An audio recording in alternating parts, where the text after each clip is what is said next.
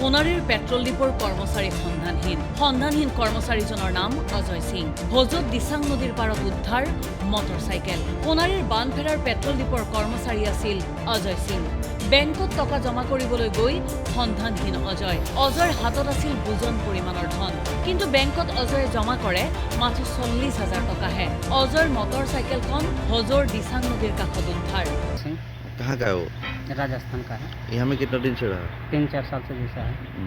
अभी क्या हुआ है? प्रॉब्लम तो क्या हुआ? तो कल 12 बजे से ही गायब है दिन से। उसका क्या? खुद का नहीं, डिपो का बाइक। तो बाइक लेके गया? बाइक लेके गया। तो रात को क्या हुआ है फिर? रात को तो मालूम नहीं है, लेकिन खोजने के लिए गया, लेकिन मिला नहीं। और किसको फ़ोन किया था तुमको रात को? फ़ोन तो किसी पे नहीं है रात में दूसरा किसी को? नहीं, ये सब चीज़ तो मुझको पता नहीं है, लेकिन जब लेट हुआ तो आदमी ढूंढने के लिए गया, तो बाइक तो भोजू मिला, आदमी नहीं मिला। और बाइक तो होटल में मिली से। यहाँ कौन है उसका? वो भाई है, ए संजय सिंह का। वो मैनेजर है। ये कौन सा डिपो है? ये बानपरा के डिपो। उसका किसी से झगड़ा वगड़ा रहा क्या? नहीं, कुछ नहीं रहा। उसका उम्र कितना होगा?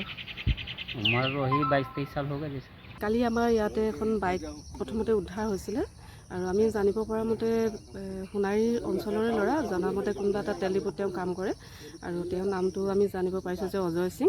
আৰু তেওঁ কোনোবা এজন বন্ধু লৈ কোনোবা এজন তেওঁ সহযোগী লৈ তেওঁ ফোন কৰি কৈছে যে মোক আৰু আজিৰ পৰা নেপাওঁ, মই ইয়াতে মই ভয় নদ জাপ দিম, নহয় মই মৰিম, এনেকৈ ধৰণে কোৱাৰ পিছত তেওঁৰ কোনোবা এজন ব্যক্তি আহিছে ইয়াত, আহি থানাত খবৰ দিছে আৰু সেই সূত্ৰে কাকতিবাৰী থানাৰ আৰক্ষীসকল আহি বাইকখন উদ্ধাৰ কৰি লৈ গৈছে। আৰু ৰাতিও অলপ বিচাৰ খোচাৰ কৰিছিল, কিন্তু যিহেতু নিশা বতৰ বেয়া, গতিকে তেওঁক কোনো মুহূৰ্ত নাপালে। আজিও আমাৰ গাঁৱৰ VDB পাৰ্টিকে আদি কৰি স্থানীয় সকলো যুৱকে ৰাইজে বিচাৰ খোচা কৰি আছে এই পৰ্যন্ত।